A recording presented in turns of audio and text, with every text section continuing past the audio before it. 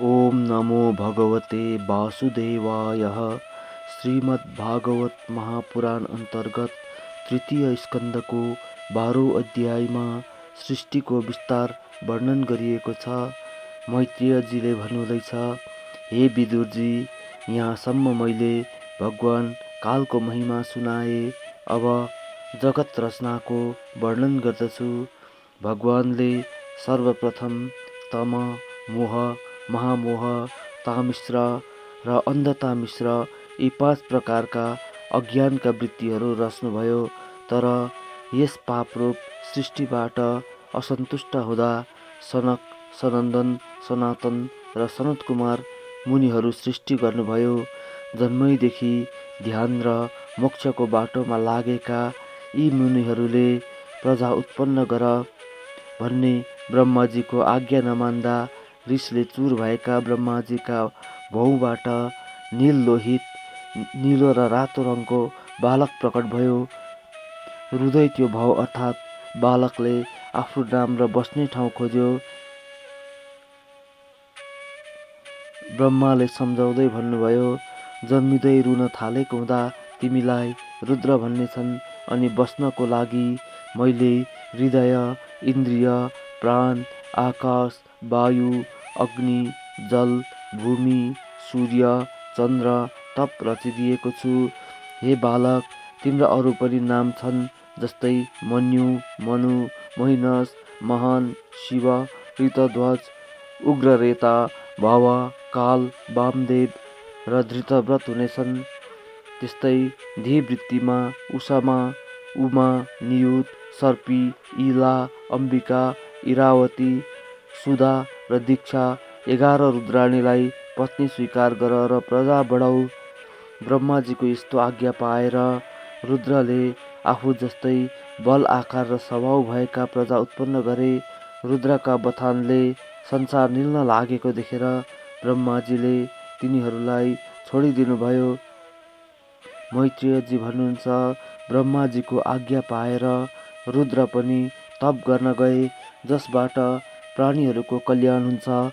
भगवानका शक्तिले सम्पन्न भएका ब्रह्माजीले सृष्टिको निम्ति फेरि आफ्नो मनबाट मरीचि, नेत्रबाट अत्रि, मुखबाट अंगिरा, कानबाट पुलस्त्य, नाभिबाट पुलह, हातबाट क्रतु, छालाबाट भृगु, प्राणबाट वशिष्ठ, औँठाबाट दक्ष र काखबाट नारद गरी 10 वटा छोरा जन्माए। दाहिने स्तनबाट धर्म उत्पन्न भयो, जसमा श्री नारायण स्वरूप नर नारायण ऋषि रहनुहुन्छ। ब्रह्माजीको पिठ्युबाट अधर्म, त्यसबाट मृत्यु जन्मियो। यसै गरी हृदयबाट काम, भौबाट क्रोध, तल्लो ओठबाट लोभ, मुखबाट वाणिका देवी सरस्वती, लिङ्गबाट समुद्र, गुदाबाट पाप बस्ने निरति, राक्षस स्वामी र छायाबाट देवहूतिको पति कर्दम उत्पन्न भए। यसरी ब्रह्माजीका शरीर र मनबाट सारा जगत उत्पन्न भयो। हे विदुरजी, एक समयमा वासनाहीन आफ्नो सुन्दर कन्या देखेर ब्रह्माजी मोहित भए। यस्तो अनुचित सङ्कल्पबाट हटाउन मरीचि आदि छोराहरूले ब्रह्माजीलाई सम्झाउँदा लज्जित भएर ब्रह्माले त्यो शरीर त्याग गर्नुभयो र त्यो शरीर दिशाहरूले जिम्मा लिँदा कुहिरो अथवा अँध्यारोको रूप लियो। 4 मुखबाट 4 वेद, उपवेद, न्यायशास्त्र, होता, उद्गाता, अध्वर्यु, ब्रह्म र यी ऋत्विजहरूको कर्म यज्ञको विस्तार, 4 चरणवाला धर्म वृत्तिसहित आश्रम पनि उत्पन्न भए। कुन मुखबाट कुन वस्तु उत्पन्न भयो भने विदुरजीको प्रश्नमा मैत्रेयजीले भन्नुहुन्छ, हे विदुरजी, पूर्व मुखबाट ऋग्वेद, दक्षिणबाट यजुर्वेद, पश्चिमबाट सामवेद र उत्तर मुखबाट अथर्व उत्पन्न भयो। यस्तै प्रकारले होताको कर्मशास्त्र, अध्वर्युको इज्जा, उद्गाताको स्तुति, स्तोम र ब्रह्माको कर्मको प्रायश्चितको रचना गर्नुभयो। साथै आयुर्वेद, धनुर्वेद, गान्धर्ववेद र स्थापत्य उपवेद पनि पूर्वादि मुखबाट उत्पन्न भए।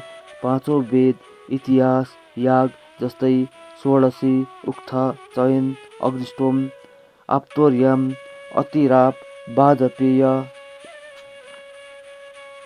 गो सब, धर्मका पाउ, विद्या, दान, तप, सत्य, चार आश्रम, चार आश्रमका वृत्तिहरू जस्तै ब्रह्मचारीको लागि सावित्र, जो व्रतबन्धपछि गायत्री जप गर्नमा ब्रह्मचर्यमा बसिन्छ, प्रजापत्य, 1 वर्षको ब्रह्मचर्य, बाह्य, वेद पढेर नसकेको सम्मको ब्रह्मचर्य र बृहत, जीवनभरिको ब्रह्मचर्य, गृहस्थको लागि वार्ता, खेतीपाती, सञ्चय, याग गर्नु आदि,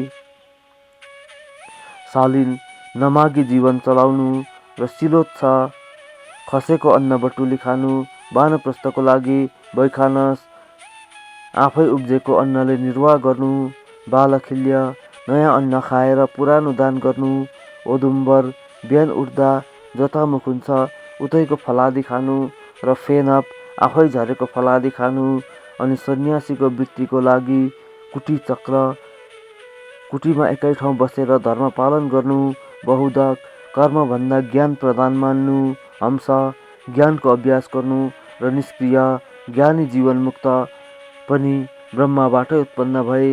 यस्तै प्रकारले आत्मविद्या, आन्विक्षिकी, कर्मविद्या, त्रयी, खेती र व्यापार विद्या, वार्ता अनि प्रशासन विद्या, दण्डनीति, यी 4 विद्या र व्याहृति, भू भुव स्वः र यिनीहरूको मेल ब्रह्माका मुखबाट उत्पन्न भए। हृदयमा ओमकार प्रकट भयो। छन्द, वर्ण, स्वर जस्तै रौँबाट उष्णी, त्वचाबाट गायत्री, मासुबाट त्रिष्टुप, स्नायुबाट अनुष्टुप, हड्डीबाट जगती, मज्जाबाट पक्ति र प्राणबाट बृहते छन्द उत्पन्न भए। जीव, स्पर्श, वर्ण, कदेखि मसम्म, देह, स्वर वर्ण भए। इन्द्रिय र उष्म वर्ण स, स, स, ह र बल अन्तस्थ य र ल, व भए।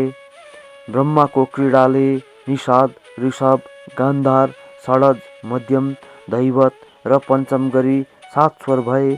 वैखरी रूपले व्यक्त र ओमकार रूपले अव्यक्त ब्रह्माजी शब्द ब्रह्म स्वरूप हुनुहुन्छ। मरीचि आदि मुनिहरूबाट पनि प्रजाको वृद्धि नहुँदा चिन्तामा परेको ब्रह्माको शरीर 2 भागमा बाँडियो। क भनेको ब्रह्म हुनाले त्यसबाट भएको शरीरलाई काय भन्दछन्। एक भाग पुरुष स्वयम्भुव मनु र अर्को भाग शरीर स्त्री शतरूपा भइन्। यिनीहरूबाट प्रियव्रत, उत्तानपाद छोरा अनि आकुति, देवहुति र प्रसूति छोरी भए। आकुतिका विवाह रुचि प्रजापतिसित, देवहुतिको कर्दमसित र प्रसूतिको दक्ष प्रजापतिसित भएपछि यिनीहरूका सन्तानले सारा संसार ढाकेको छ भनी 12औं अध्यायमा यसरी वर्णन गरिएको छ। बोलिए श्रीमद् भागवत महापुराण की जय।